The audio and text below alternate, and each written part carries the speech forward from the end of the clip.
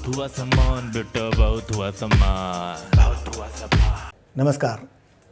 आपको पता है कि महाराष्ट्र में आपातकाल लगा हुआ है, इमरजेंसी लगी हुई है? नहीं पता? लो बताइए, इतना बड़ा आपातकाल लगा हुआ है और आपको पता ही नहीं है। अच्छा है जो ये अर्नब गोस्वामी का चैनल आता है, कम से कम इस चैनल के माध्यम से पता चलता है कि महाराष्ट्र में आपातकाल लगा हुआ है। अब सोचिए जिसके यहाँ ये अर्नब गोस्वामी वाला चैनल नहीं आता है उसको तो पता ही नहीं चलेगा कि देश में, मतलब महाराष्ट्र में आपातकाल लगा हुआ है? देखिए उद्धव जी, ये बात अच्छी नहीं है। अगर आपको आपातकाल लगाना है तो ये सिर्फ बड़े लोगों के साथ लगा रहे हो, अर्नब गोस्वामी जैसे लोगों के साथ। इस जनता का उसका क्या, उसको भी हक मिलना चाहिए आपातकाल का। ये तो अच्छा है कि अर्नब गोस्वामी के चैनल आता है तो मालूम पड़ता है, जिसके घर में नहीं होगा उसको नहीं मालूम पड़ेगा। आपातकाल लगा हुआ है और किसी चैनल को कोई लेना देना नहीं है? बाकी चैनलों को भी तो बताना चाहिए ना कि यहाँ पर आपातकाल लगा हुआ है। किसी न्यूज़पेपर को बताना चाहिए। इतने सारे छोटे छोटे चैनल आते हैं, न्यूज़ पोर्टल है, किसी ने नहीं बताया कि महाराष्ट्र में आपातकाल लगा हुआ है। ये तो अर्नब गोस्वामी है जो सच दिखाता है, जिसकी वजह से मालूम पड़ता है। बाकी के सारे चैनल झूठे हैं। हाँ, सच दिखाने की सजा अर्नब गोस्वामी को मिल रही है और सारे चैनल झूठे हैं। मैं मतलब प्रूव कर सकता हूं, क्योंकि अगर बाकी के चैनल भी अगर सच दिखाते होते तो उनके भी दो चार आदमी अंदर होने चाहिए।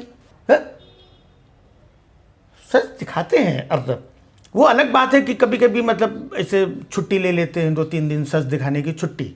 जैसे अभी इनके चैनल में भी 2-4 दिन किसानों के आंदोलन की छुट्टी रहेगी। क्यों रहेगी?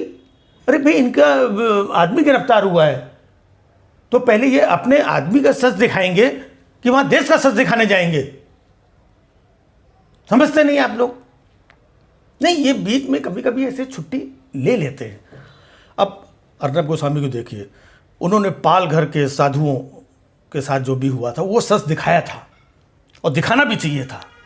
लेकिन इसी बीच में किसी नालायक ने आकर के वो अर्नब गोस्वामी के ऊपर 4 बूंद स्याही डाल के हमला कर दिया।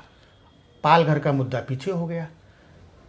फिर देखो, अर्नब गोस्वामी ने सच दिखाया, इंसाफ की लड़ाई लड़ी, सुशांत के लिए लड़ाई लड़ी रहा था कि बीच में इस महाराष्ट्र सरकार ने वो बेचारी कंगना रानावत, उसका गरीब का घर तोड़ दिया। फिर सुशांत का मुद्दा पीछे, कंगना का मुद्दा आगे। फिर हमारे अर्नब गोस्वामी ने ड्रग्स का मुद्दा उठाया।